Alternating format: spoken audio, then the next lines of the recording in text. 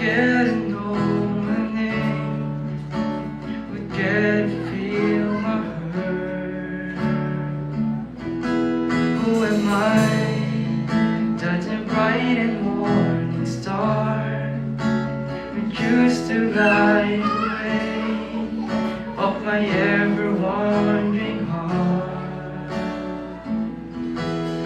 Not because of who I am, not because of what you've done, not because of what I've done, but because of who you are. I am the flower quickly fading, here today and gone tomorrow. A wave of stars in the ocean, vapor in the wind. Still you hear me when I'm falling, but you catch me when I'm falling, and you told me who I am. I'm yours.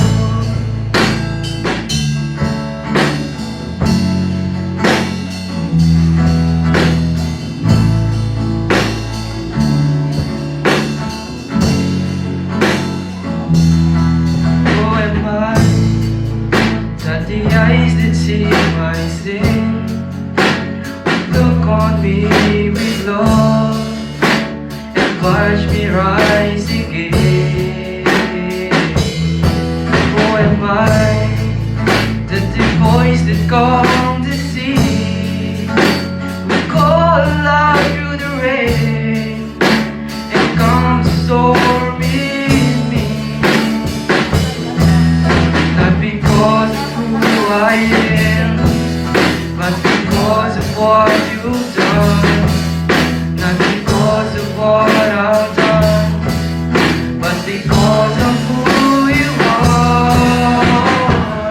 I am a flower quickly fading, here today and gone tomorrow. A wave tossed in the ocean, vapor in the wind. Still you hear me when I'm falling, Lord, you catch me when I'm falling, and you told me who I am. I am a flower quickly fading, here today and gone tomorrow.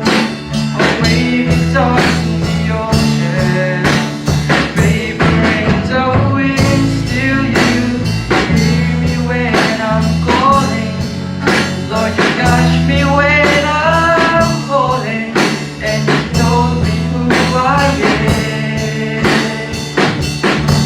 I'm yours. I'm yours. I'm yours. I'm yours. I'm yours. Praise God.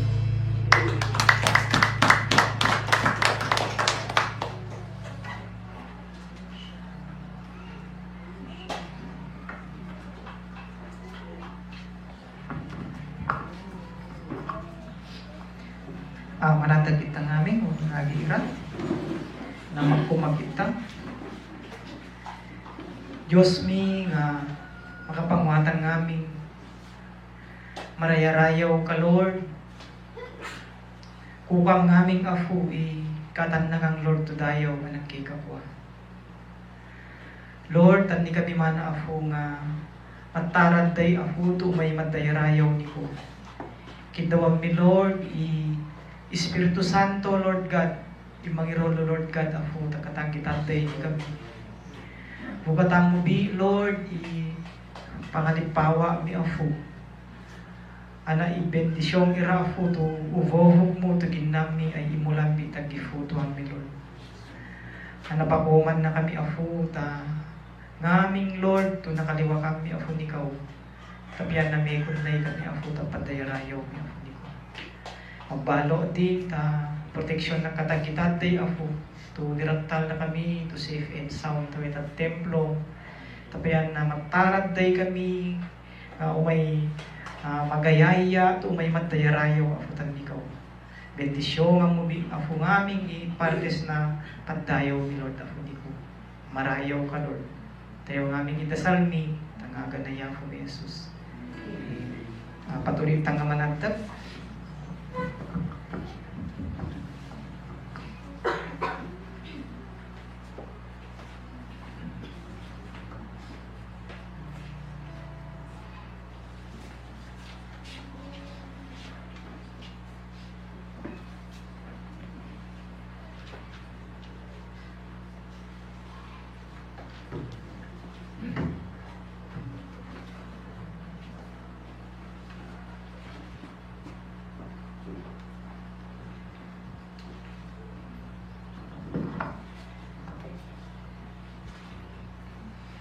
Patatawi pa yung awit 119. Yes, 1 at 8.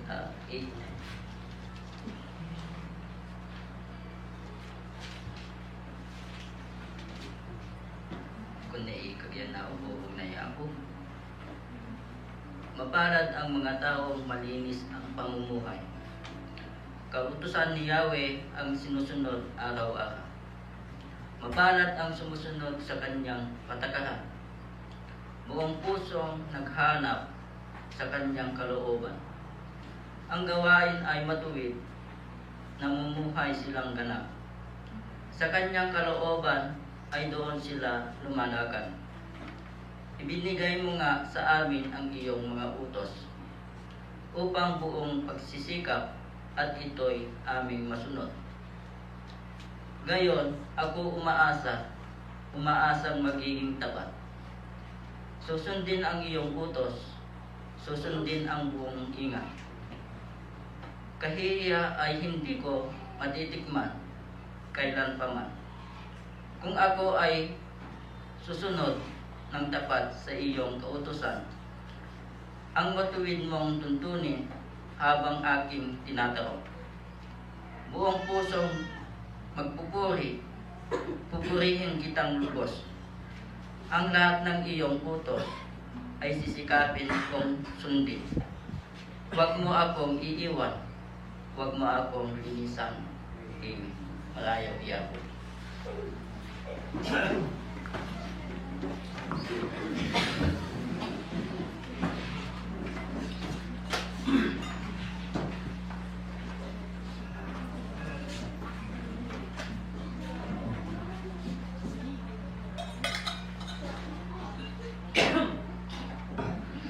Amen. Magandang isang mapagpalang hapon po sa ating lahat.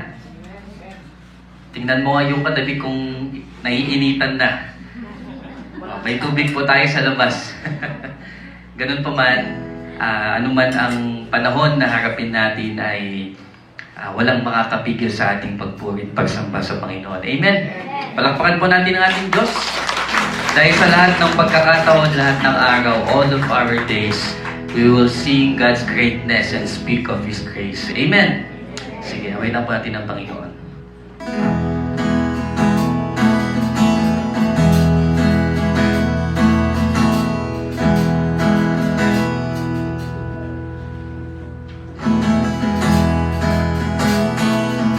Proclaim your awesome power.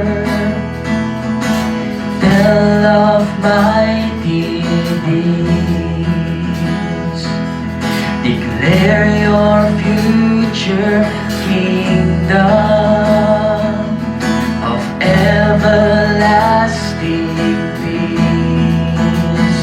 And my eyes stay lit unto you always, and I am captured by your majesty. All of my days I will sing of your greatness. All of my days I will speak of your grace. All of my days I will tell of your wondrous love. Your love in my life, your love.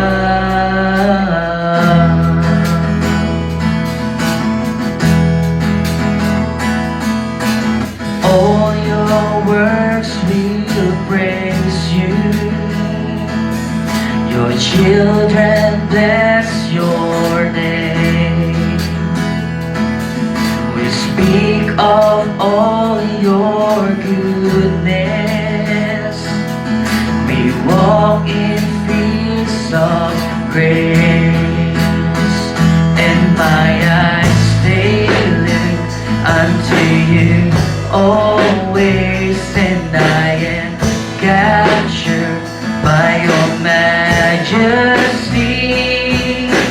All of my days I will sing of your greatness. All of my days I will speak of your grace. All of my days I will tell of your wondrous love. Your love in my life. Your love.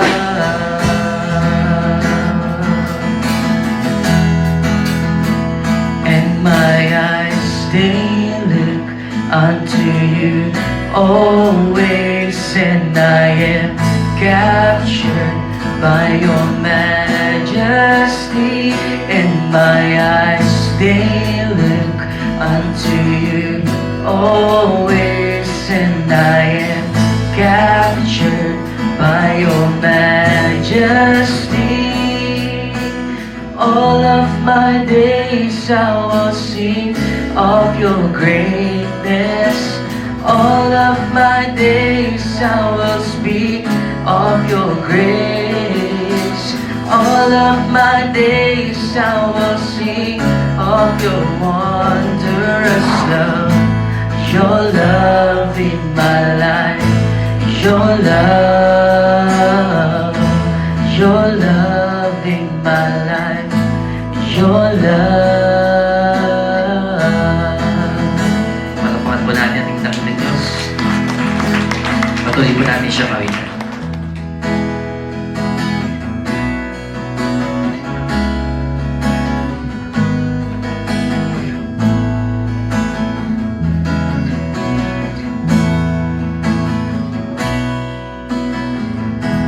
You are my strength when I am weak. You are the treasure that I see. You are my all in all. Seeking you as a precious jewel, Lord, to give up I'd be a fool. You are my all in all. Jesus, Lamb of God, worthy is your name. Jesus, Lamb of God, worthy is your name. Taking my sin, my cross, my shame, rising again, I bless your name. You are my all in all. When I fall down, you pick me up. When I am dry, you fill my cup. You are my all in all. Jesus,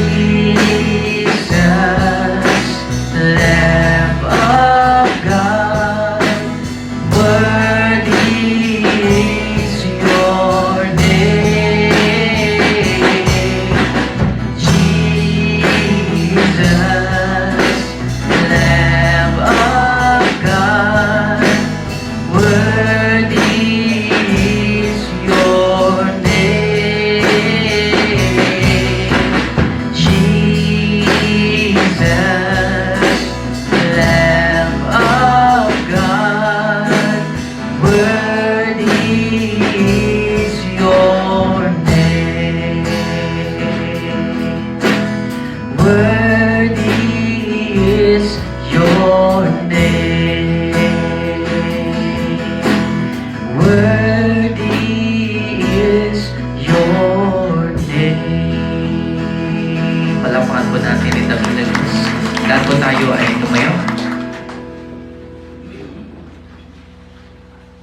Patuloy pa natin worship ang ating dakilang Diyos.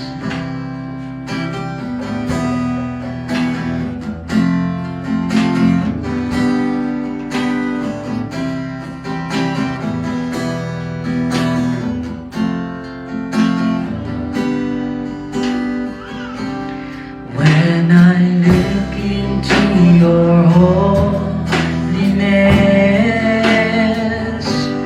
when I gaze into your loveliness,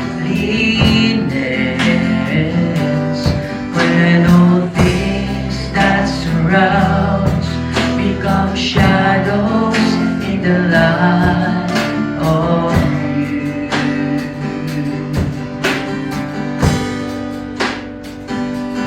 When I found the joy of reaching your heart, when my will becomes central in your love, when all things that surround become shadows in the light of you.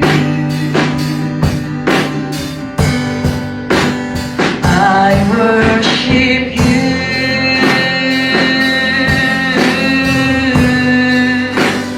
I worship you.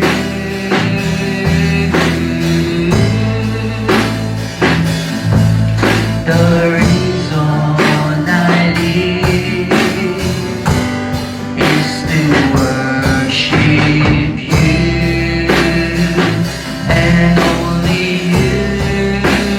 I worship you.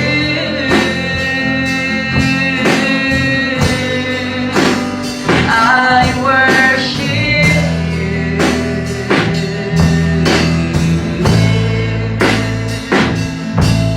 The reason I live is to worship you.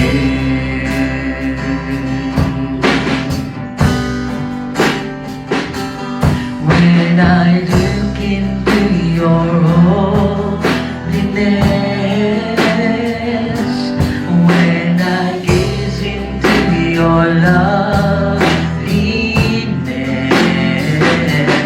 when all things that surround become shadows in the light of you.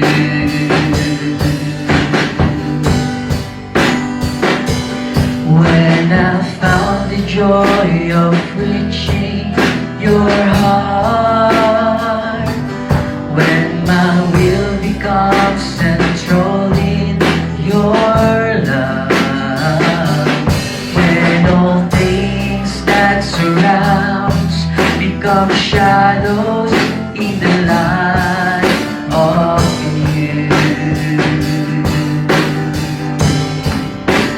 I worship you.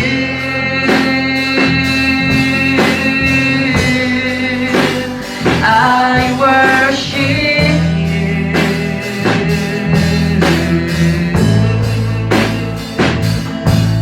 The reason I live is to worship you and only you. I worship you.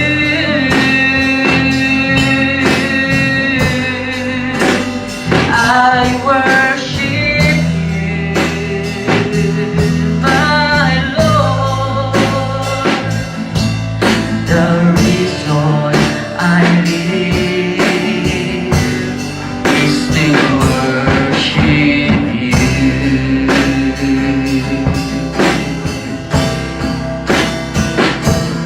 There is no higher calling, no greater honor than to bow and kneel before your throne. I'm amazed at your glory, embraced by your mercy, oh Lord. I live to worship you. There is no higher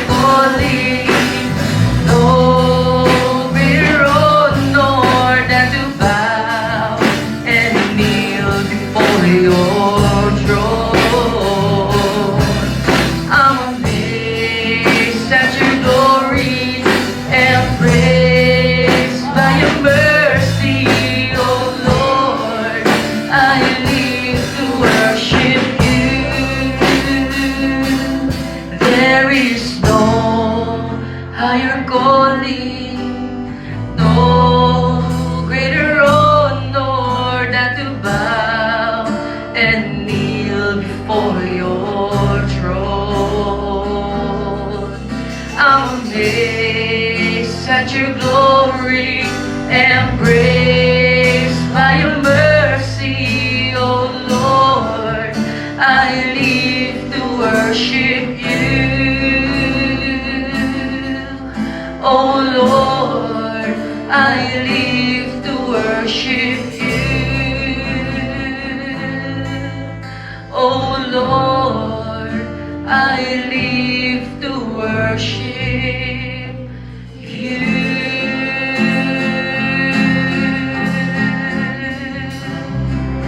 Mataas sa palakpak po, malakas sa palakpak para sa ating dakilang Diyos. Bago po tayo umupo, batiin po natin ang bawat isa.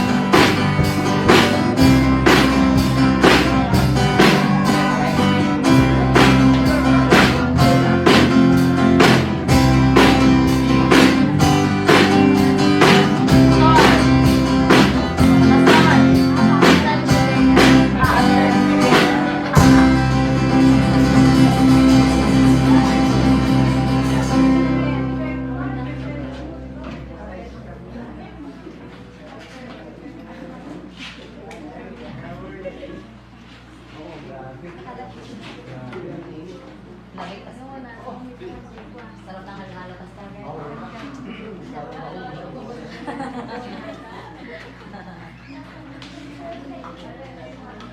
Kalawag ka ni Jemar.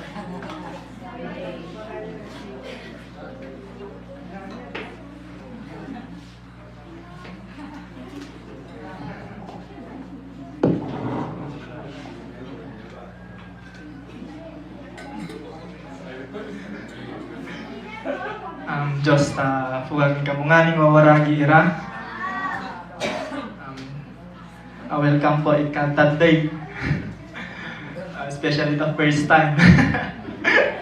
So, sino po imang magolo ta pangidayo tayo po.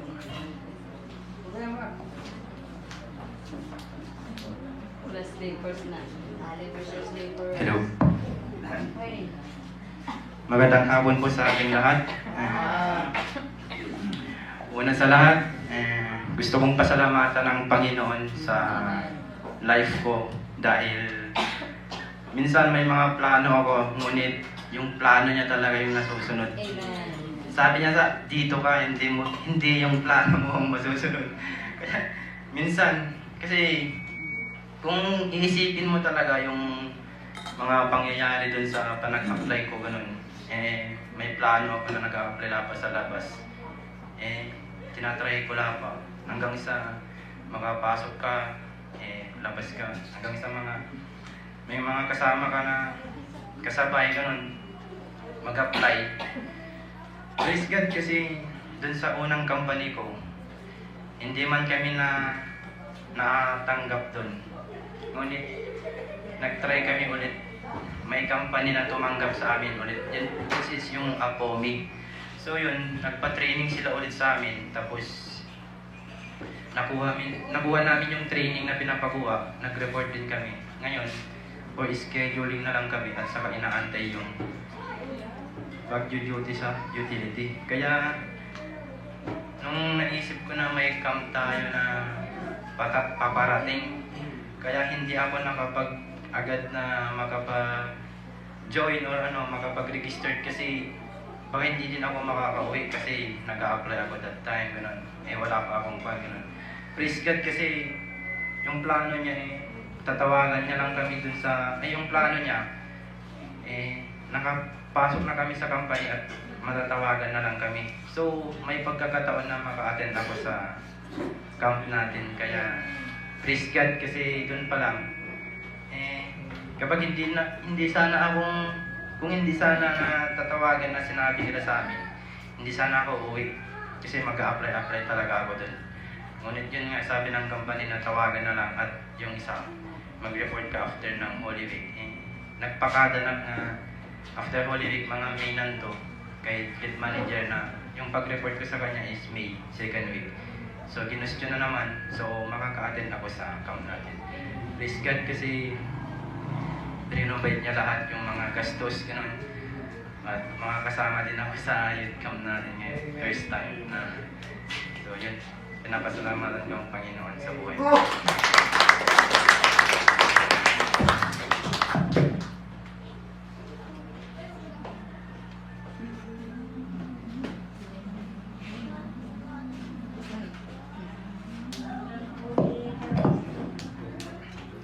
Sini po in next to Mangidayo po, Tayafu.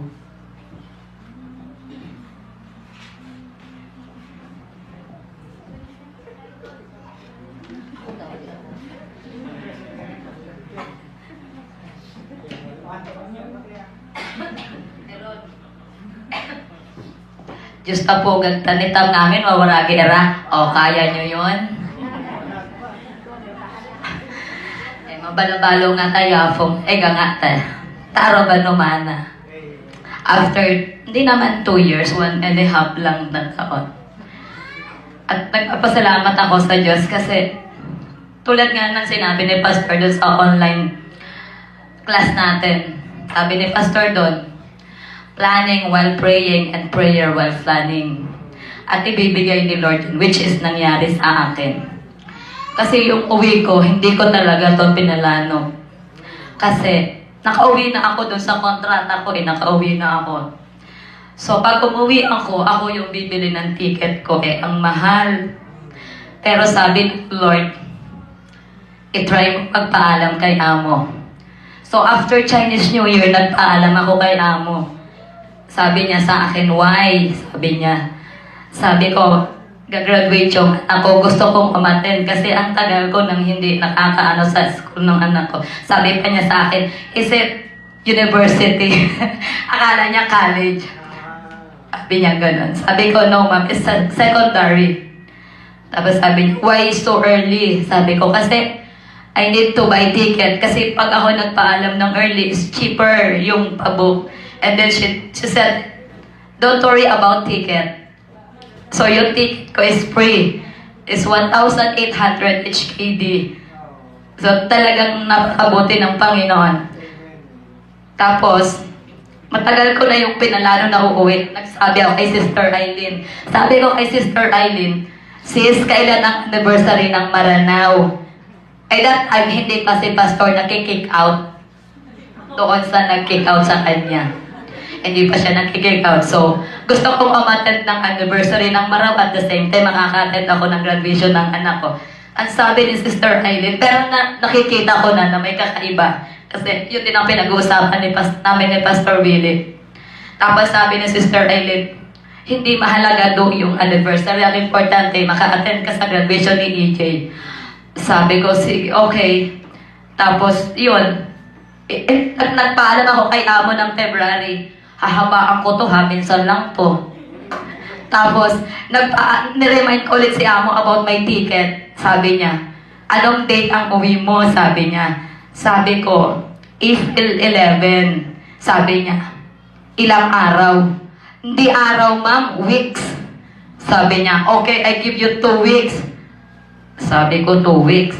At that time, pero alam ko na yon na may youth camp, graduation ni EJ. Pero ang isang pinoproblema ko at pinipipray ko kay Lord, kasama si Pastor Willie, yung pag-uwi ko ng Mindoro. Kasi gusto ko talagang makita si tatay, yung pamilya ko sa Mindoro. Bago ako nakipag-usap kay Pastor, meron na siyang schedule about sa preaching sa youth camp. Tapos sabi ko kay Pastor Willie, pwede bang kausapin mo si Pastor na skip ka muna doon kasi ayaw kong umuwi mag-isa. Tapos sabi niya sa akin, ipag-pray natin kung ano Alone Yafo, Danyakan. Okay, pray kami ng pray na gano'n na sana. Kasi doon sa 2 weeks, gusto kong maging worth yung bakasyon ko for 2 weeks. Gusto kong makita si magulang ko, gusto kong maka-attend ng graduation ng anak ko, gusto kong maka-attend ng youth camp. Lahat. So, pinagpipray namin ni Pastor. And praise God, nag-decide ako, tinanong ko yung tatay ko kung kaya mo bang mag-travel pa Manila. Sabi niya, oo naman. Sabi niya, sabi ko, pwede ba kayong lumuwas? Kasi kung hindi talagang uuwi ako ng Mindoro kahit ako lang mag-isa. Tapos yun, sabi ng tatay ko, kaya daw. So yun, naging okay. Yun yung first na binigay ng Lord na nakita kami ng tatay ko at mga kapatid ko. Tapos itong youth camp. Tapos, yung 2 weeks ko talaga is worth it. Talagang binigay ni Lord na hindi masayang yung 2 weeks ko. Talagang, yung 2 weeks ko is talagang ibinigay niya para talaga sa Kanya. Yun lang. Maraming salamat.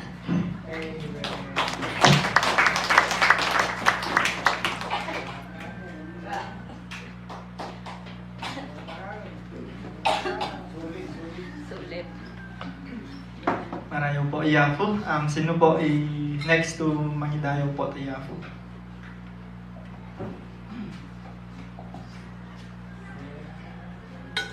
Subukan ko nga rin, Diyos tafukag. Pawaragira, tama ba?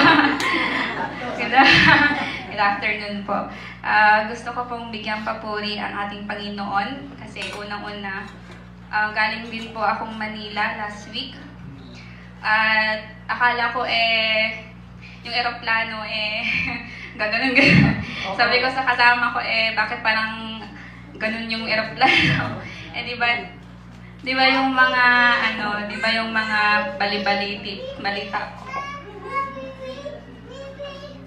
bali-balita yung mga nagka-crash, yung mga ganun. Hindi maiwasan yung kabahan kasi parang first time ko ulit mag-eroplano, pero praise God at nadala kami ng safe and sound pabalik dito, papunta at pabalik dito. Though nung nandun ako ng Friday, tumatawag si Pastor Aris na yung ubungan ni Caleb.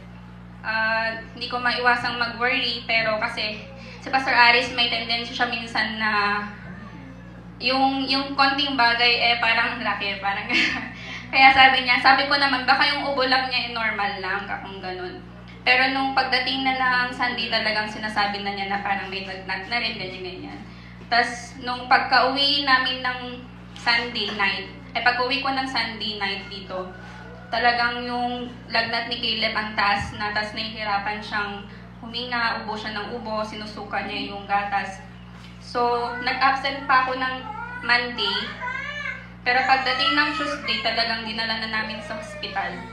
And kapag ikaw yung nanay, tsaka syempre isang anak lang namin, yung pag tinutusok siya ng mga talagang iyak siya ng iyak, mami, parang hindi mo maiwasang umiyak.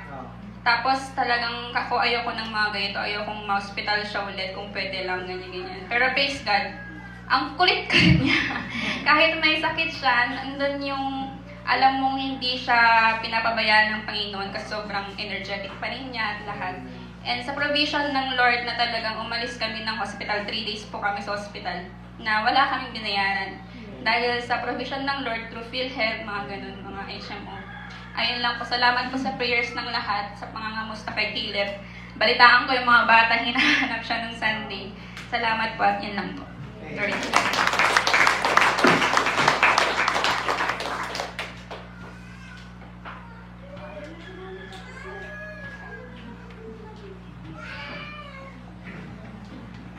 Marayo po Yafo. Sino po in next to mangidayo po tayo Yafo.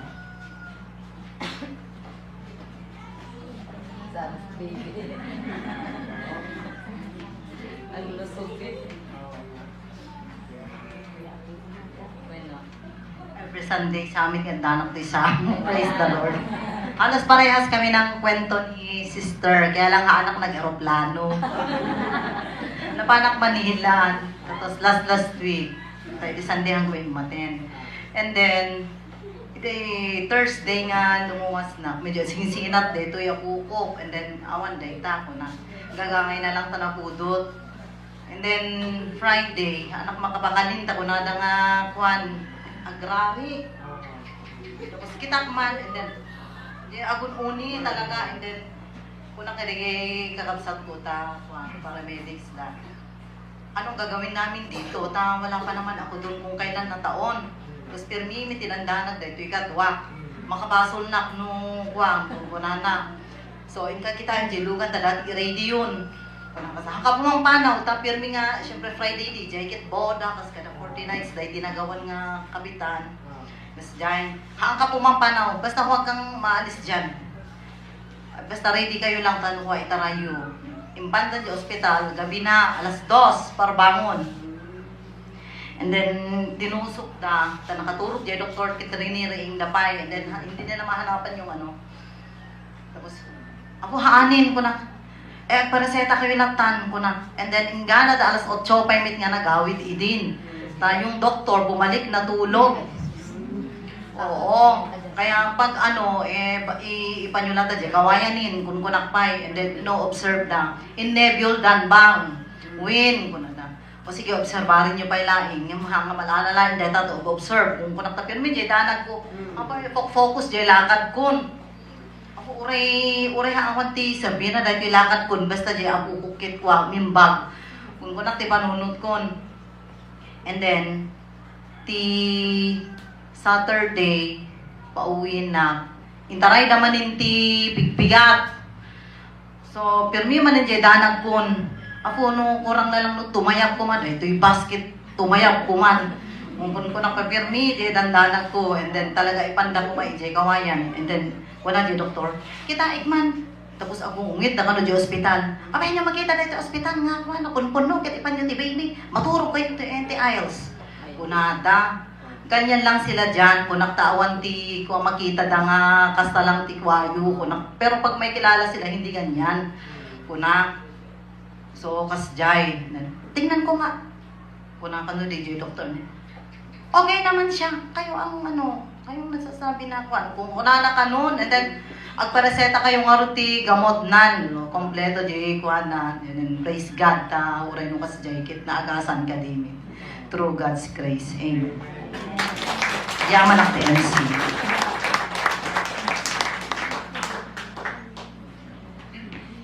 So, sinipaga po in next to mangidayo tayo Yafo.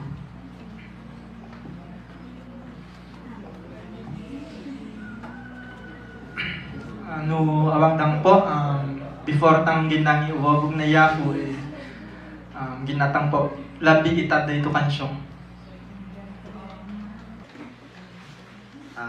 Ito nga po ang pag-uusapan natin ngayong hapon, ang tungkol sa mga pangyayari na naganap nung ang Panginoong Yesus ay nagtuturo during His ministry times. At ang focus ng pag-aaralan natin ngayon ay tungkol sa kahalagahan ng namumutawi sa ating mga labi, sapagkat tayo nga ay nilalang ng Diyos na may kakayahang magsalita. Tayo nga lang sa lahat ng nilalang ang binigyan ng Diyos ng kakayahang makapagsalita, na ipahahayag natin ang ating nasa isip, ang ating nasa sa loob, sa pamamagitan ng paggamit ng mga salita.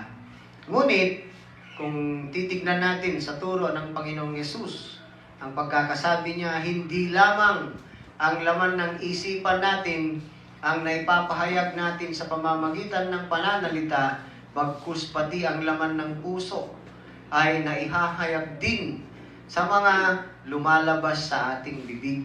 Kaya ang warning niya ay doon sa verse 37, pawawalang sala ka o paparusahan batay sa iyong mga salita.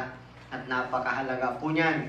Sabi ko kanina, sa Lingigan, ayon sa survey kasi, ang isang individual na may kakayahang magsalita, ni-record o kaya ayon sa survey ng isang statistician, sa buong buhay pala natin, ang gugugulin nating panahon sa pagsasalita ay 13 years of our life. No? Kalain mo yon? 13 years sa buhay pala natin ay we consume talking. At ang araw-araw na namumutawing mga salita sa labi natin ay pwedeng makapagsulat, kung magsusulat ka ng libro, 50 to 60 pages. So, ang bawat individual, no, average man, lalaki, ang nabibigkas niyang salita sa isang araw ay 25,000 words pala. At sa babae ay 30,000. Siyempre, mas marami sa babae. Eh, yun ang survey. Hindi ako nagsabi niyan, sa survey yun. Oo. Kaya ang sabi nga ng isang astronaut na si Michael Collins, ang sabi niya, pag-uwi ko sa bahay namin, pag-uwi ko, na gamit ko na lahat yung 25,000 words na salita. Ngunit, yung asawa ko, hindi pa siya nag-uumpisa dun sa 30,000 niya. Yun ang sabi ng isang lalaki. Although, yan ay pabiro. Pero, totoo na tayo nagsasalita palagi. Marami kang masasabi, lalong-lalo na kung mabilis kang magsalita. Yung speed mo ay 300 words per minute. Naku, marami kang siguradong mahabang-mahaba ang aabutin ng ating mga salita. Ngunit, kailangan nating maging aware po sa mga lumalabas sa bibig natin, lalong-lalo na kung tayo ay mga Kristiyano. Ngunit dito sa pag-aaralan natin ngayon, ang title ng mensahe natin ay exposing words expose what's in the heart. Kasi yung salita na lumalabas sa ating mga bibig, yan ang naghahayag ng kung anong nasa puso natin. Yan ang turo ng Panginoong Yesus. Kaya meron tayong mga mabubuting aral na makukuha dito sa pakikipag-usap niya sa mga tao nung kapanahonang siya ay nagmi-ministeryo, lalong-lalo sa mga Pariseo. Kasi ang turo ng Panginoong Yesus dito ay response niya sa sinabi ng mga Pariseo, ng mga religious leaders, ng mga pangulo ng mga Hudyo nung panahon. Kasi kung titignan natin dito sa Book of Matthew, itong libro ni Mateo, alam natin na si Mateo ay isang apostol. Tinawag siya ng Panginoon na sumunod sa kanya. Siya ay isang tax collector noon, nasa tax booth niya, si Mateo. At sinabi ni Lord sa kanya, ng Panginoong Yesus, Mateo, alika, sumama ka sa akin. Iniwan niya ang kanyang tax booth. Alam natin na nung panahon nila, ang tax collector ayaw na ayaw ng mga kasamahan niyang Hudyo yan. Bakit? Itinuturing siyang traidor. Itinuturing siyang kotong. Kasi nagpapagamit siya sa Roman government, kasi Roman government noon ang namamahala sa mga Hudyo para silang mga alipin. At kung Hudyo ka na nagtatrabaho ka for the Roman government, ay ayaw ka nila. Inaayawan ka nila. Dahil yun nga, tinuturing ka nilang traidor sa kanila. So yun ang history ni Mateo. Ngunit sa kagandahang loob ng Diyos, sa kagandahang loob ng Diyos, tinawag siya upang maging apostol at ito ang kanyang libro na sinulat. And dito sa libro niya, ang goal ni Mateo throughout this entire gospel is to present Christ, the wondrous person of Christ, kung sino si Jesus. Kaya makikita natin, kung basahin mo from chapter 1 hanggang dito sa chapter 9, mula sa pagkasilang ni Jesus o kaya before na maisilang pa si Jesus.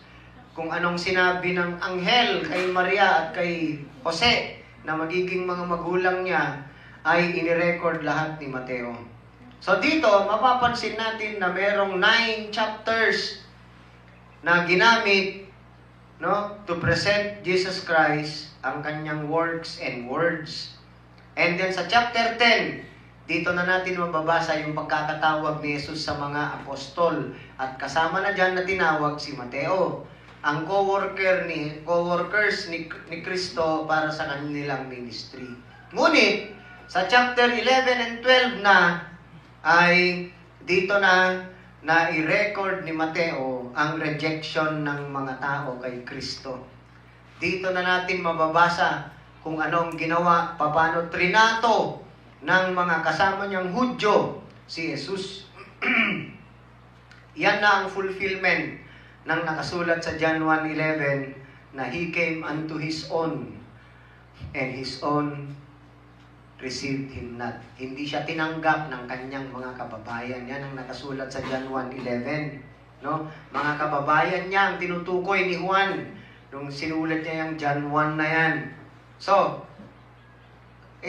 kung titignan natin, no, itong chapters 11 and 12, ay mapapansin natin ang ascending level of rejection ng mga kababayan niya kay Jesus. Una, there was doubt, pinagdudahan siya. Nung narinig nilang nang nagtuturo si Jesus, sabi nila, sino? Hindi pa yun, anak ni Jose, ala pa yun ito karpintero. Anak lang ni Jose ito na karpintero ah. Di ba't mga kapatid niya binigkas pa nila mga kapatid niya.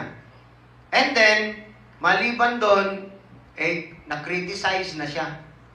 No, yun ang criticism, anak na lang, panang karpintero yun eh. So there was indifference. Ayaw na nila sa kanya. They rejected him. Then, hanggang sa open rejection na.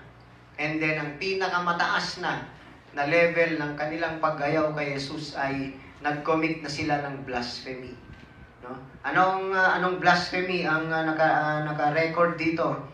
Itong sinasabi nila sa kanya from verses 22 to 32 na nagpagaling siya ng may sakit, no? Lalaking paralisado ang kamay sa verses 9 to 14. Tapos sinabi ng mga Hudyo na nagpalabas daw siya ng masamang espiritu dun sa tao sa pamamagitan ng kapangyarihan ng demonyo. So, ang ginawa nila, yung trabaho ni Jesus, no, ay ibinilang nila na trabaho ng demonyo. Akalain nyo yun? Yan ang tinatawag na blasphemy. Ang sabi ni Jesus sa kanila, kaya kinondena ni Jesus sila, no? Ang sabi ni Jesus sa kanila, ang sasabihin nyo again sa anak ng tao, tinutukoy niyang sarili niya, ay ipapatawad pa. Ngunit, blasphemy against the Spirit will never be forgiven in this age and in the age to come. Yun ang sabi ni Jesus. So, yun ang ultimate expression of rejection nila kay Jesus, nitong mga Jewish leaders against Him. Nag-commit sila ng kasalanang hindi mapapatawad. Kaya, tignan natin kung ano ang maaaral natin dito, kung paano in-expose ng Panginoong Yesus ang laman ng kanilang mga puso, upang sa ganon, ito din ang gawin nating batayan na tignan natin, i-assess natin ang ating mga sarili, yung mga namumutawi sa ating mga labi ng mga salita, dahil ang sabi ng Panginoong Yesus ay masama ang sinasabi ng masamang tao sapagkat puno ng kasama ng kanyang puso. Ngunit sa kabila nun, ang sabi niya sa nauna sa verse 35, mabuti ang sinasabi ng mabuting tao sapagkat puno ng kabutihan ng kanyang puso. Masama ang sinasabi ng masamang tao sapagkat puno ng kasama ng kanyang puso. So nakikita natin ang contrast ng dalawa. And then, hindi lang tayo magfo-focus sa ibang tao patungkol dito, ngunit ang focus natin ay ating mga sarili habang makikinig po tayo sa mensahe ng kanyang mga salita. Unang ginawa ng Panginoong Yesus, He began exposing what's inside them through their deeds. Kaya binigkas niya itong parable sa verse 33. Sabi niya, sinasabi ninyong mabuti ang punong kahoy kung mabuti ang kanyang bunga, at masama ang punong kahoy kung masama ang kanyang bunga, sapagkat sa bunga nakikilala ang puno. Yan ang tinatawag na truism, no?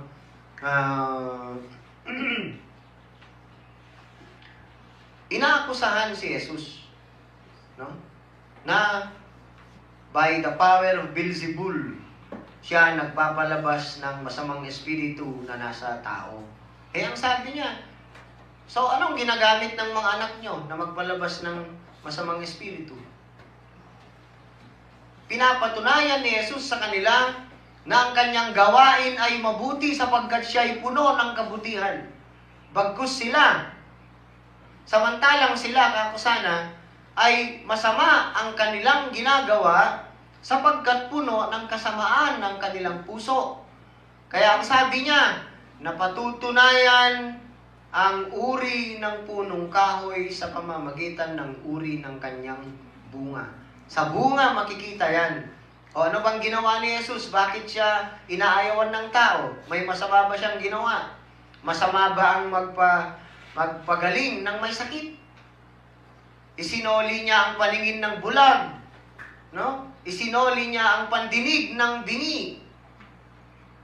Pinalugbangan na itolay tuaripangan ng maraki at espiritu. Masama ba yon? Hindi masama. Papawang kabutihan lahat yon. Ngunit inaakusahan pa siyang masama. Kaya ang sabi niya, hindi ako ang masama sapagkat ang bungang nakikita nyo sa akin ay pawang kabutihan. Samantalang kayong mga Pariseo, sila ay puno ng pagkukunwari sa kanilang buhay. Bakit? Ano bang ginagawa ng mga Pariseo noon? Tinuturuan nila ang mga tao, no, ng mabigat na pagsunod sa kanilang mga turo, ngunit sila mismo, sabi ni Jesus, hindi nyo man lang maigalaw ang inyong kalingkingan upang maibsan ang mabigat nilang dinadala. You are hypocrites. Naglalagay pa kayo ng mga bersikulo sa inyong mga noo. Ang tawag doon, phylactery. Pati sa inyong forearm. No? Kita na, ano manangagan ko eh? Ha? Hindi. Yung ginagamit ng mga kabataan na basta sinusuot. Purselas. No? Pinupurselas nyo pa, pati ang verses. Ngunit, ang mga gawain ninyo ay hindi naaayon sa kalooban ng Diyos. Kaya ang sabi ni Jesus sa kanilang mga tinuturuan, sundin ninyo ang kanilang mga itinuturo, pero huwag niyong tularan ang kanilang mga ginagawa. Sapagkat sila'y mapagkunwari, they are full of evil in their hearts. Yun ang sabi ng Panginoong Yesus sa kanila. Eh, yung sa gawain nakikita yung bad intention ng tao. Kung masama ang nasa loob mo, kung puno ka ng kasamaan, makikita yan sa ginagawa mo. Hindi mo maitatago yan. No? May mga naobserbahan nga akong mga estudyante ko kung minsan, kahit na walang ginagawa yung mga kaklase nila, lumalakad lang kung minsan, sinasadyang tisurin na ganun yung kaklase nila. Naranasan nyo ba yun? Talakulugan na pa silang kaya na lang dugi kaklase na. May mga ganun, no? Those are expressions of the bad things that are inside of us. Kaya nakikita yan sa bad intention, sa bad motives natin. Kaya nga, maalala ko yung sabi ng isang theologian, hindi ko kasi matandaan yung pangalan niya. There is a difference between saying the offensive truth and saying the truth to offend people. Magkaiba po yun. Saan ang pagkakaiba nun? Doon sa motibo. Kung ang motibo mo ay sabihin mo lang ang katotohanan, kasi you cannot avoid, hindi mo po maiiwasan na ang katotohanan ay offensive yan. No? Offensive yan. It hurts sometimes when you say the truth. Ngunit, iba naman yung intention na sasabihin mo yung truth just to offend the person. Magkaiba yun. No? The motive is different. Kaya, ganon ang sinasabi ng Panginoong Yesus dito sa mga Pariseo na ito, sa mga Jewish leaders. Ang sabi niya, sa gawa nakikita, na ipapakita ang tunay na nasa loob ninyo. It's a very simple parable, ngunit ang sabi niya, kailangan niyong maintindihan. Kung ang puno ay totoong mabuti yan, ang bunga niya ay siguradong mabuti din. The quality of the fruit is the reflection of the tree that produced it.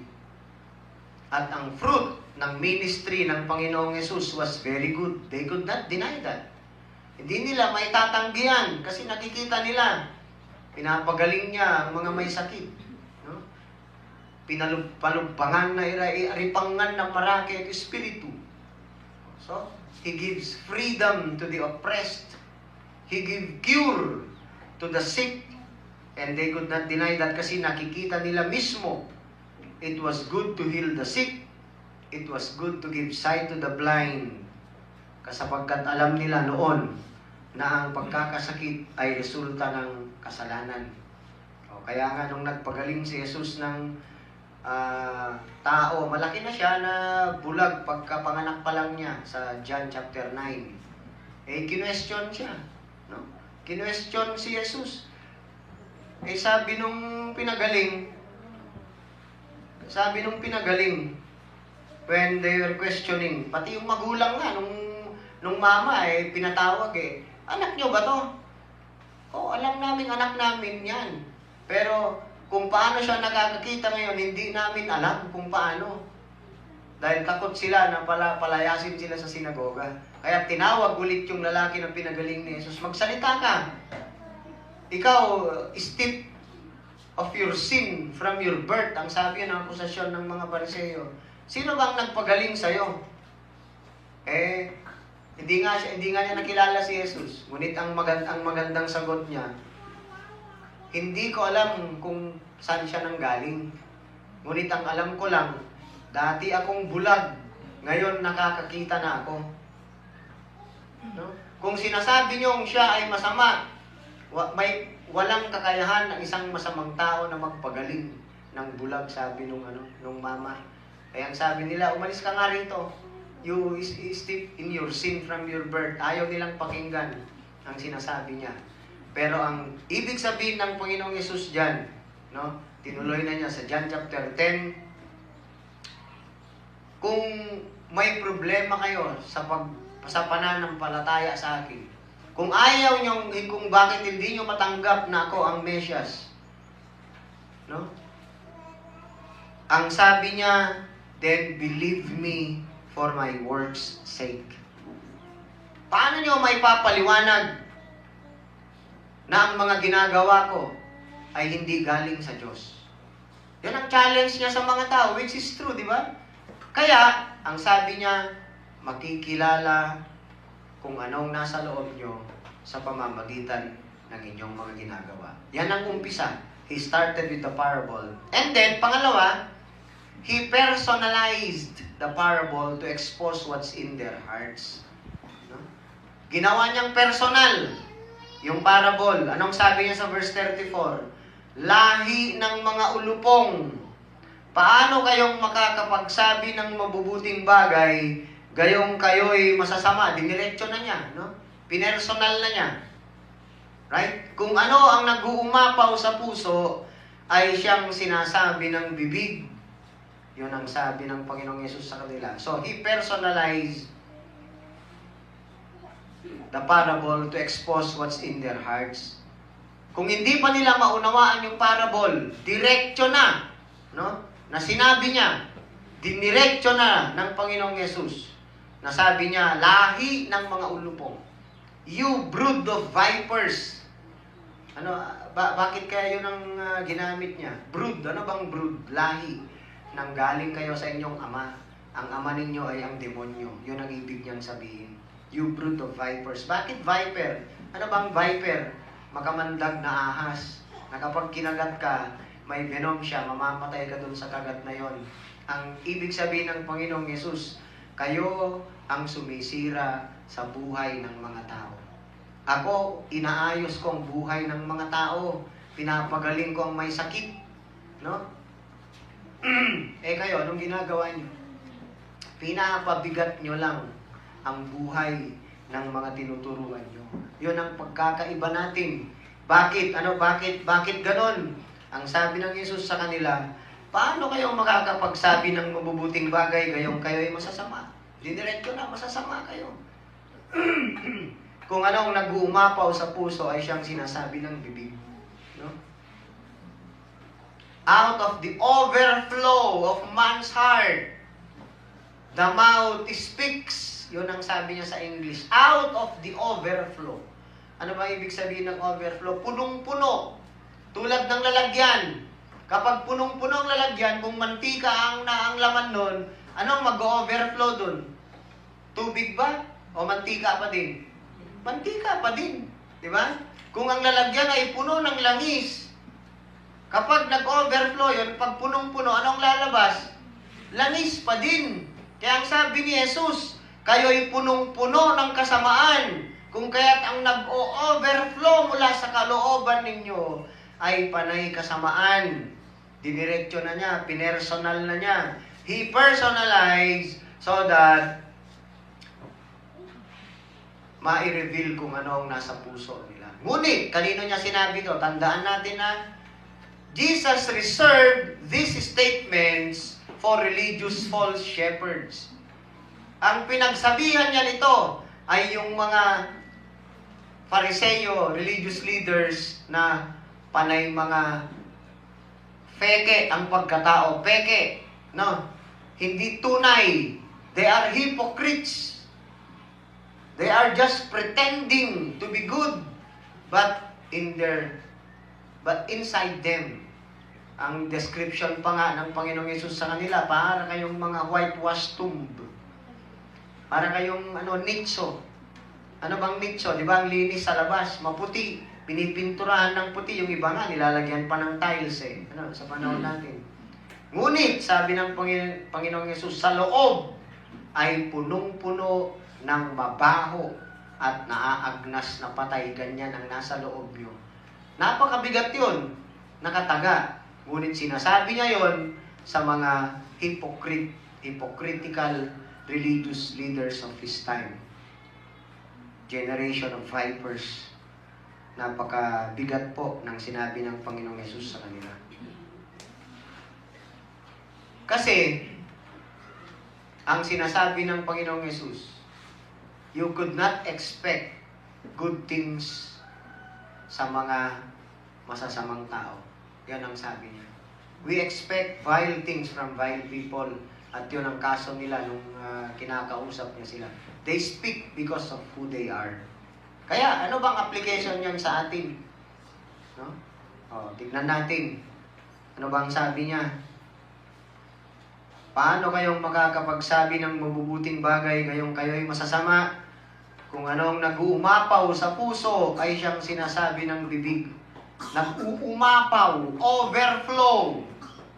Kaya kung merong nakasakit sa inyo sa pamamagitan ng pananalita, nasubukan nyo na ba? Napreba naman na inepasirangang, napreba naman na negageg, napreba naman na niyalalin, no? Napreba naman na nakantsawang. Amen. Nasaktan na tayo sa pamamagitan ng pananalita ng ibang tao. Ngunit tandaan ninyo, ang pananalita ay hindi lamang sa pamamagitan ng verbal. Ngunit, pati ang isinusulat natin, ipinopost natin sa social media, they are forms of communication. Namumutawi yan, nanggagaling yan sa kalooban natin. Kahit pa nga yung mga hindi makapagsalita, yung pipi, di ba, may paraan sila ng communication. Kaya hindi lang verbal.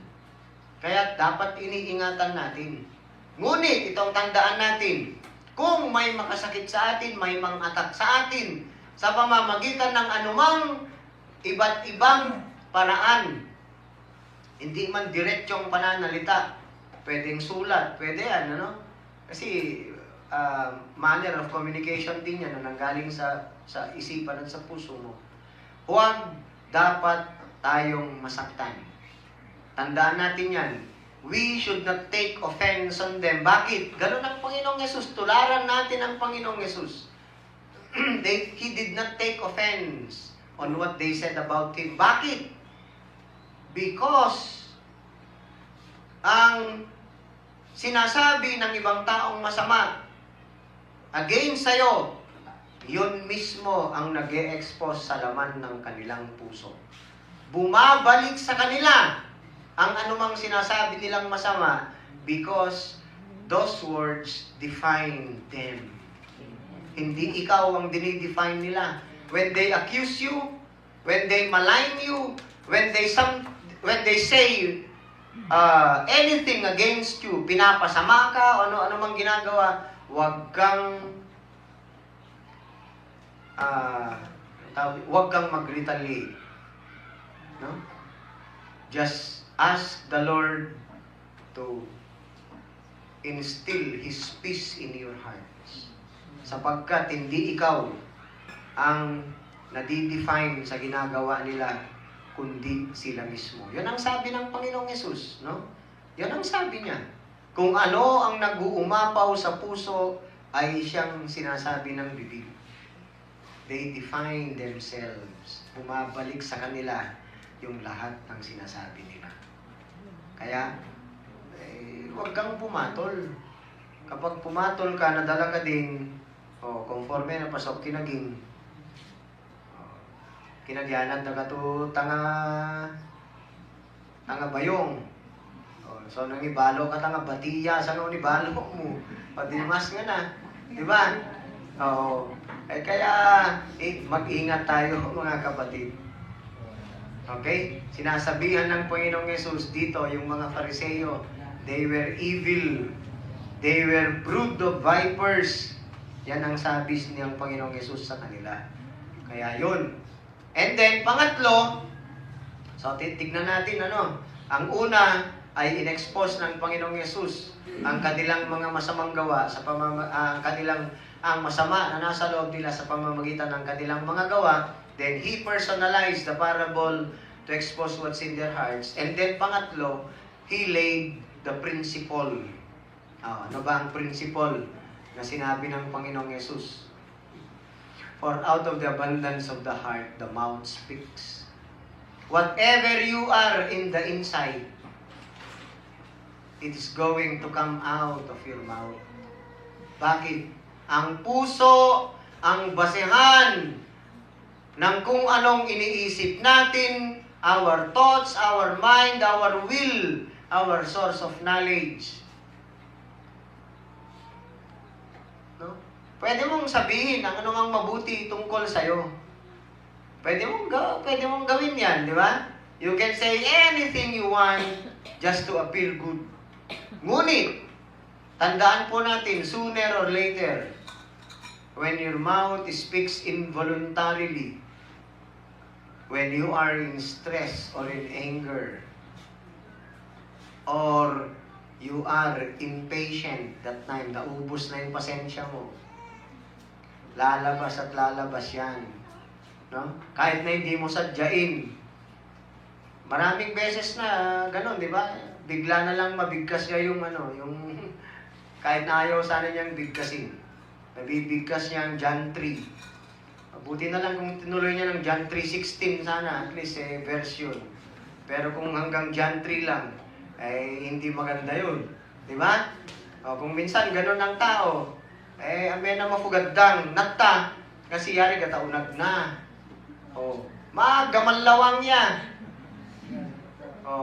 Especially when you are in isolation, nag-iisa ka lang. When you're not with Christians, kapag hindi Kristiyano ang makasama mo, ano kaya ang klase ng lengguwahe mo na nagkipag-usap sa kanila? It will reveal what's inside your heart. That's the principle. Kasi ang sabi ng Panginoong Yesus, Napakaliwanag ng sabi niya. Kung anong nag-uumapaw sa puso ay siyang sinasabi ng bibig. Mabuti ang sinasabi ng mabuting tao sapagkat puno ng kabutihan ng kanyang puso. Ipinaliwanag ni Jesus yung principle. Masama ang sinasabi ng masamang tao sapagkat puno ng kasamaan ng kanyang puso. No? Kung minsan nga, kung gusto mong patunayan kung anong nasa loob ng isang tao, subukan mong gulatin. Yung talagang super na magulat, tignan mo kung anong bibigkasin niya sa'yo. Baka ipakain ka niya sa buhaya. No? Subukan mo lang, gulatin yung isang tao. Tignan mo kung anong mabibigkas niya.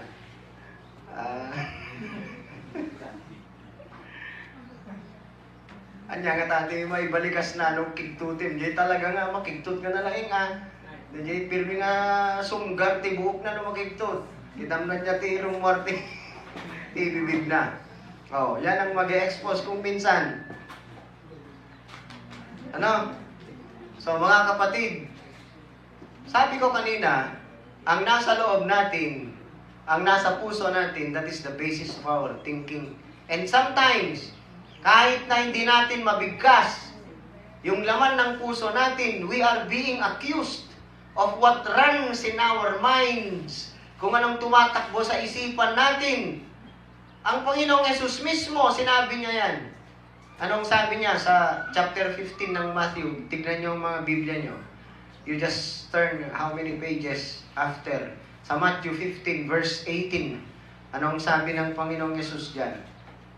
Basahin niyo mismo. Ngunit ang lumalabas sa bibig ay nanggagaling sa puso. Iyan ang nagpaparumi sa tao. Yan ang sabi ng Panginoong Yesus sa Matthew 15 verse 18.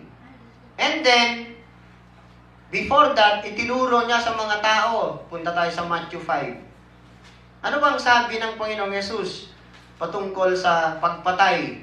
Diba, isa yan sa Ten Commandments. Thou shall not murder or thou shall not kill. That is against, that is direct law of the Lord. Ngunit anong sabi niya? Sa Matthew 5, verse 21, tignan natin.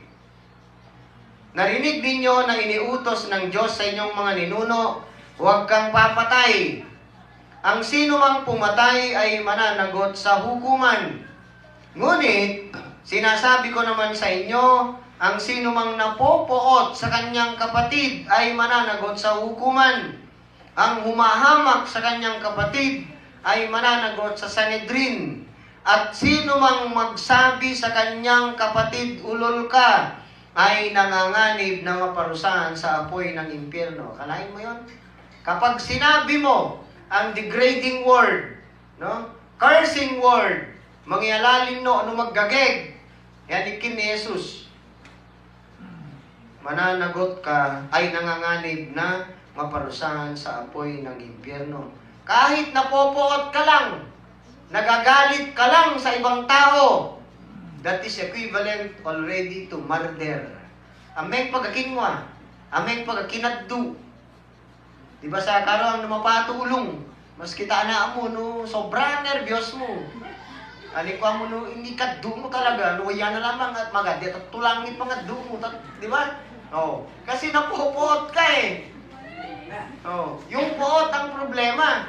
Ang sabi ng Panginoong Yesus. Oh, ano din ang sinabi niya tungkol sa pangangalo niya, adultery? Tignan natin, verse 27. Matthew 5 pa din. Narinig ninyong sinabi, huwag kang mangangalun niya. Ngunit, sinasabi ko sa inyo, ang sino mang tumingin sa isang babae ng may mahalay na pagnanasa, ay nangangalun niya na sa babaeng iyon sa kanyang puso. He already committed adultery in his heart with her, with that woman. O, sino bang hindi guilty diyan? Sa mga lalaki, lahat, halos sigurado guilty yan. No? Because of our sinful nature. Sinong excuse diyan? Wala. Because the Bible declared no one is righteous, no one is good. Every male have the tendency to commit that. kahit na hindi mo actual na ginawa, you are already guilty of committing adultery when you look lustfully at a woman. Ayawan ko lang sa babae, wala naman kasing sinabi dito patungkol din sa mga babae. I don't know if women also look lustfully at men. You only know that. Kayo ang nakakaalam yan. At siguradong alam ng Panginoon yan. And if we are guilty of that, isa tayo sa pinapatungkulan ng kanyang mga salita. And we need a transformation. Kaya nga anong kailangan natin? Hindi lang basta simple na cure. Our hearts are not sick only. They are corrupt. They are vile. Kaya nga sabi ko, hindi lang ibang tao ang pagtunan natin ng pansin dito sa turo ng Panginoong Diyos, bagkus ang puso natin mismo. Bakit? Kaya nga kapag nag-share tayo ng gospel, huwag nating sabihin sa isang tao na, patalungan mo si Jesus na futong, bukatamoy futong, patalungan mo si Jesus na futong tukurap. May nakaya mo, dyan ni Jesus ta. Ang dapat na gawin mo, ipanalangin mo, napalitan ng Diyos ang puso na yan na masama. Tanggalin niya the heart of stone and He replace it with heart of flesh. Saka mananahan ng Diyos dyan kung yun ang kanyang desisyon. At hindi mo pwedeng diktahan ng Holy Spirit. Sapagkat alam niya ang kondisyon ng puso mo. No? Kaya hindi natin tinuturo yan. Kasi hindi tama yan, hindi biblical. Papasukin mo si Jesus sa puso mo. Ma-deserve ba ng puso mo na maging tahanan ni Jesus?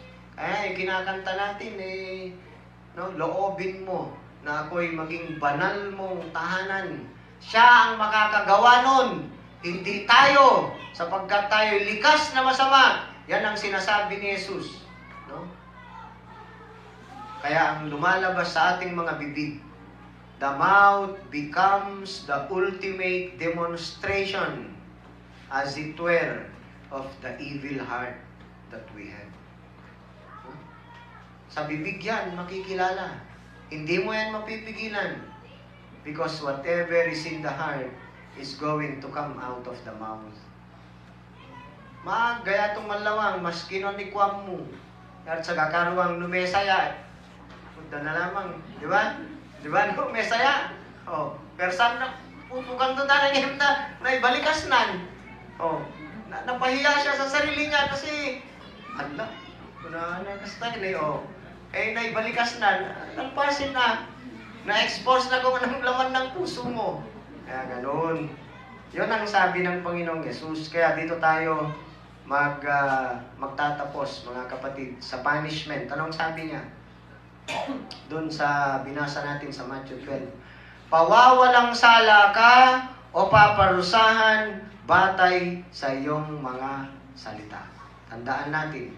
Sinabi niya ito para sa mga hindi Kristiyano.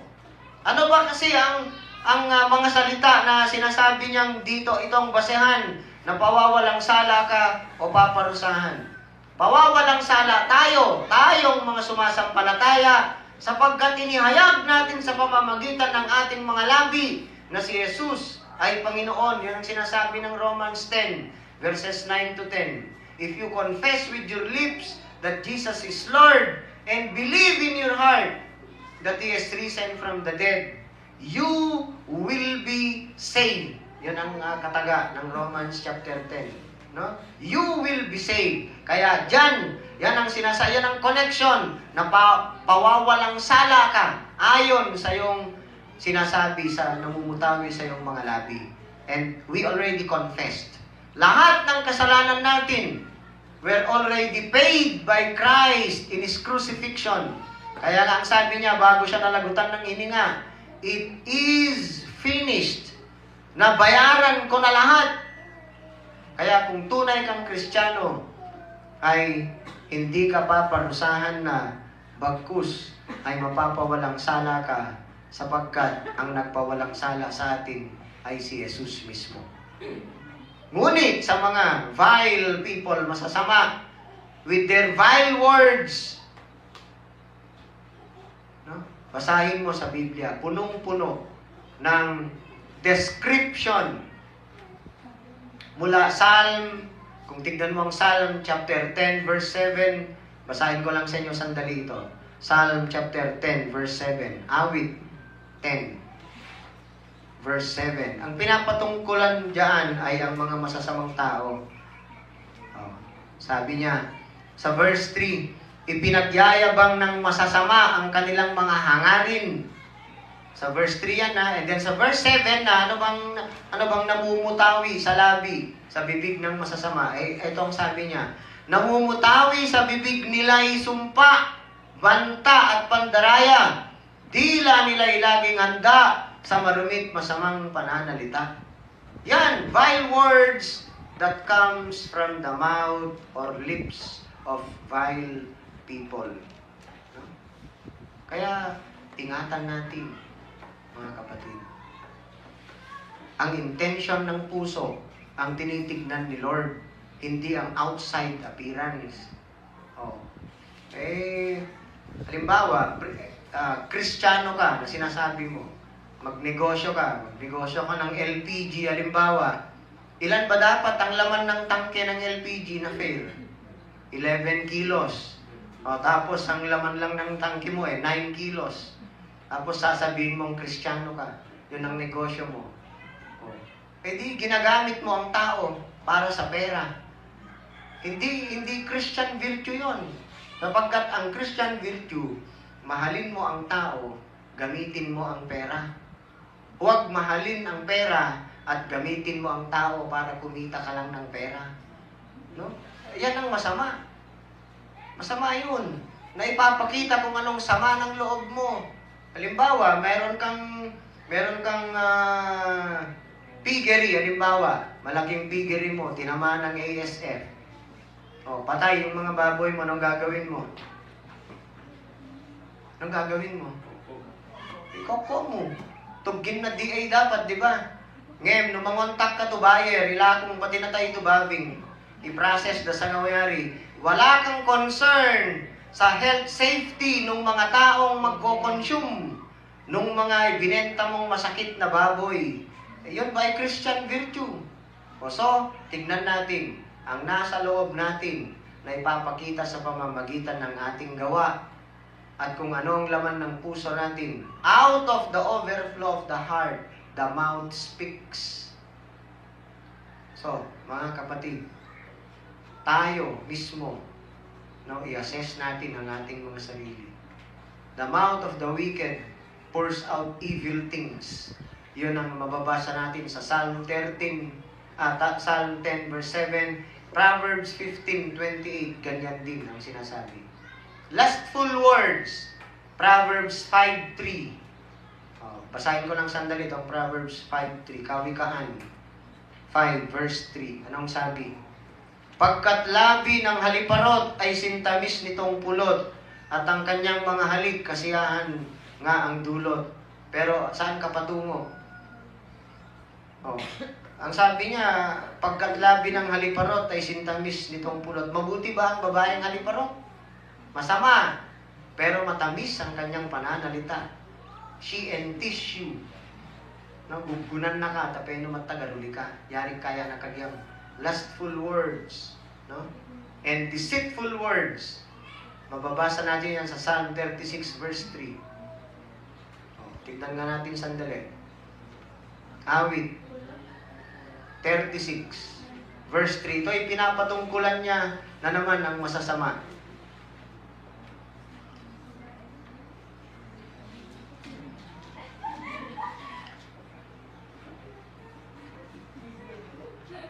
Sa verse 1, makikita natin dito ng pinapatungkulan ay masasama. Sabi niya, kasalanan ay nangungusap sa puso ng masasama. Sa kaibuturan ng puso, doon ito nagwiwika. Makikita niyo, no? Doon ito nagwiwika sa kaibuturan ng puso. At sa verse 3 na, ang sabi, kung mangusap ay masama at ubod ng sinungaling, dahop na ang karunungan sa paggawa ng magaling. Yan ang sabi ng Psalm 36. No? Napakarami pa sa Biblia. Mababasa natin kung anong description niya tungkol sa sinabi ng Panginoong Yesus na warning sa atin. No?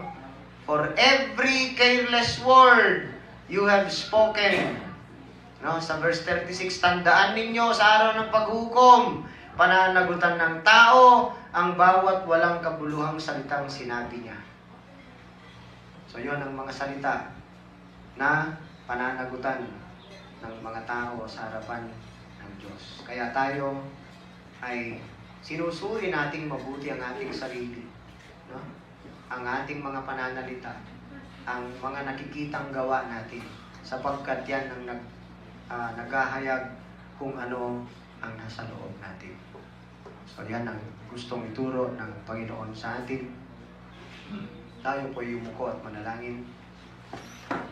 Dakilang Diyos, tunay nga Panginoon, na natatalos mo ang laman ng puso ng bawat isa sa amin.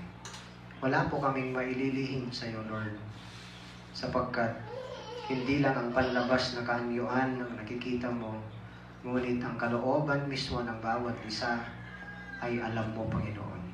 Kung kaya't sa mga pagkakataon, sapagkat kinikilala namin, inaamin namin sa iyong harapan, na kami din po, Panginoon, ay nagiging guilty sa mga ganitong katotohanang inilahat ng iyong mga salita. Kung kaya tinihingi namin ang iyong pagpapatawad at tulungan mo kami na tunay na mabago sa pamamagitan ng iyong kapangyarihan. Tunay po na kailangan namin ng paggalaw mo sa buhay namin. We need your transforming power. Palitan mo po ang aming mga puso. Kung ito ay sintigas ng bato, palitan mo, Panginoon, ng pusong laman na handang tumugon at sumunod sa iyong mga turo. Pagpalain mo nawa ang bawat isa sa amin ayon sa aming mga narinig na iyong mga salita, sapagkat ito ang tunay na pagpapala na nanggagaling sa iyo. Sapagkat gusto naming mamuhay na nagbibigay palagi ng lugod at kaluwalhatian sa iyo na aming Panginoon. Pagpalain mo nawa ang bawat isa sa amin, at ito po ang aming hiling sa pangalan ng aming Panginoong Jesus. Amen.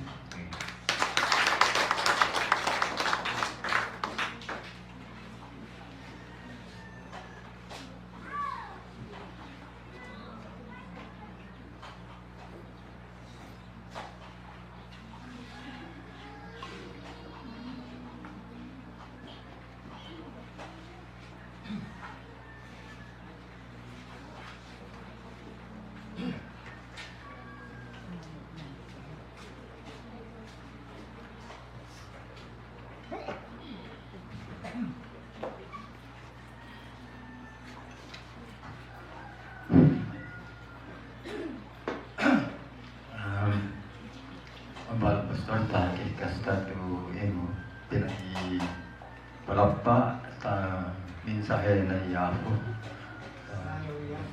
manayaw iapo ta kunari ira tu tutu amuto ka ta de tanitam ega i noli ta butu ato so ako magtang ta i desata itu ana pinagkalalo ng Diyos mo. Ako daw kami amata upang mo na pagbaga. Medyo na ama ni ko mga balabago. Taniyaw mo rin tani kami ito. Mensahe. Tudu. Ipin ko na rin. Matudwa kami amata. Turuto ububong mo ama. Iba lang amata ko ito. Nono mi danari irangan. Emo ni tudutan ni kami sa kunari. Masiyang ama. Tay nagkagawa ama tapat to alin ama. Laputa mo kali ama. Imaritata ko tumi. Nono mi peno kunari. May kunay kami ama tan ikaw. Italing ama imam mo taputo nakatalitan dito peno kunari. Pagbaling kami ama. Tu matulong amatan ni kawa. Ang balo era ama tali tatutong era ay pare na mga ama tu. Masiyang amata inagagawa matapat to ali. Mabalo ang pa ama ita blessing era amo tu nagagawa amatan ni kawa. So ngayon mana ama chipo mi tu Mangitoli Ama, tumabagok Ama, tutumbong Ama tayo niyo. Bendisyon ang Ama, iitambong na wawaragi mi era Ama tayo niyo. Pabalo Ama, marayaw ka, tayo ito salmitan na ganayang Jesus. Amen.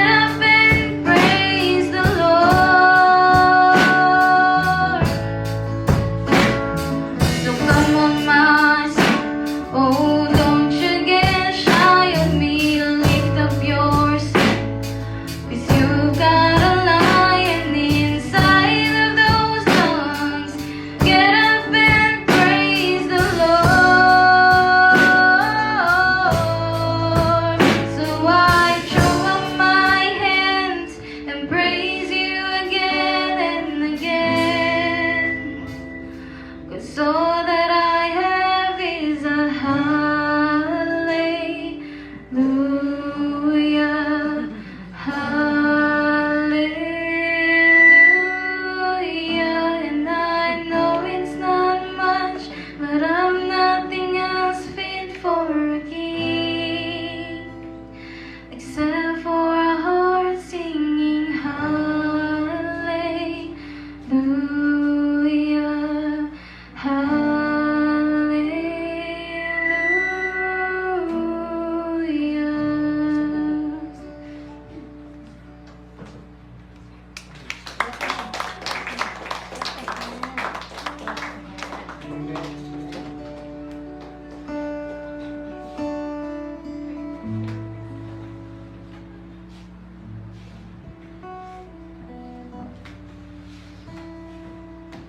Sa atin pong pagtatapos, sinanyahan kong bawat isa na tumayo para sa closing prayer. O Diyos naming mahabagin, dakila at makapangyarihan sa lahat, lubos kaming nagpapasalamat sa iyo, Panginoon, sa iyong kabutihan. Kailanman, Panginoon, hindi ka nagkulang sa amin. Bagamat kami ang palaging nagkukulang, Panginoon. Hindi po namin ganap na masunod ang iyong kalooban, sapagkat may mga pagkakataon pa nang naghahari sa amin ay ang makasalanang bahagi ng aming pagkatao. Ngunit kami po ay lubos na umaasa sa iyong habag, sa iyong kagandahang loob that will sustain us. Your grace that will get us through, your grace that will bring us to your glory, Panginoon. Yan po ang aming pag-asa. At habang kami po ay naghihintay sa pangako ng Panginoong Yesus na muli niyang pagbabalik, tulungan mo kami, Panginoon, na mamuhay na naghahangad na tugtin ng iyong kalooban sa bawat sandali ng buhay namin. Tulungan mo kami na may sa buhay namin ang tunay na ebanghelyo ni Kristo na siyang nagligtas sa amin, Panginoon. Tulungan mo din kaming maihayag namin ang ebanghelyong yan sa lahat ng dako at kahit kanino, Panginoon, sapagkat sumasampalataya kami sa sinabi mo ng ebanghelyo ang iyong kapangyarihan para sa kaligtasan ng lahat ng sumasampalataya sa iyo, kay Jesus, una sa mga Hudyo at ganun din po sa mga hentil na katulad namin. Lord, palakasin mo ang aming loob. You create the desire in our hearts, O Lord, to proclaim your goodness, your saving power. At dinadalangin ko din na tugunin mo ang aming mga pangangailangan, Panginoon. Lalong-lalo na ang mga nangangailangan ng lunas sa physical na sakitin namin, Lord. Ibigay mo ang kumpletong paggaling ng bawat isa sa amin, sapagkat ikaw ang nakakaalam kung ano ang pangangailangan namin, Panginoon. We also pray para sa mga kapatiran naming nasa ibang bansa, sina Sister Lori, ang pamilya niya, lalong-lalo ng development ni Liam, ang sustenance mo sa kanila. Ganon din po sa ibang mga kapatiran namin na nasa Hong Kong, sina kapatid ko si Dalia, si Eden, si Demi, si Colin, at yung mga kapatiran din namin nandito sa Pilipinas pero nasa ibang lugar sila, Lord, ikaw ang mag-ingat sa kanila. Pangunahan mo sila sa pamumuhay na nagbibigay ng lugod at luwalhati sa iyong pangalan. Hiling ko din, Lord, sa iyo na tugunin mo ang hiling namin para kay Jaymar, para kay Sheila, para kay Cleng, at pag-iingat mo para kay Junjun, Panginoon. At itinatagubilin namin sa iyo, sa pangunguna mo, sa provisions mo, ang upcoming na youth camp, na ikaw, Panginoon, ang manguna sa aming mga decisions. pag-ingatan mo ang bawat isa, Panginoon. Ibigay mo ang pangangailangan nila, lalo na yung mga kabataan na wala pang pang-registration, bigyan mo sila, Panginoon. At hinihiling ko na gawin mong maging mabunga para sa kanilang buhay Kristiyano ang pagganap sa youth camp na ito ay tatatak sa kanila, na siyang magpapalago sa kanila sa kanilang buhay Kristiyano, Panginoon. Dalangin ko din na ingatan mo, bigyan mo ng kalusugan ang mga nakakatanda sa buong Grace Bible Church upang sa ganoon ay maging malakas pa din sila, Panginoon, sa pagtupad sa iyong kalooban sa buhay nila. Dalangin ko na punuin mo ng iyong kapayapaan ang buhay ng bawat isa sa amin, sapagkat yan ang isang bagay na kailanman ay hindi mabibili ng pera o ng ginto o kung anuman, Panginoon. Pagkus yan ay manggagaling lamang sa iyo na aming Diyos. Maraming salamat, Lord, at patuloy mo kaming ingatan sa nalalabing oras pa namin, Panginoon. Nawa ay tulungan mo kami na ang mga salitang lalabas sa aming mga bibig ay yun lamang magpapalakas ng loob sa bawat isa sa amin, that would encourage us, that would edify us, that we could bring glory and honor to your name always. Maraming salamat, Lord. Ito po ang aming samot dalangin sa pangalan ng aming Panginoong Jesus. Amen.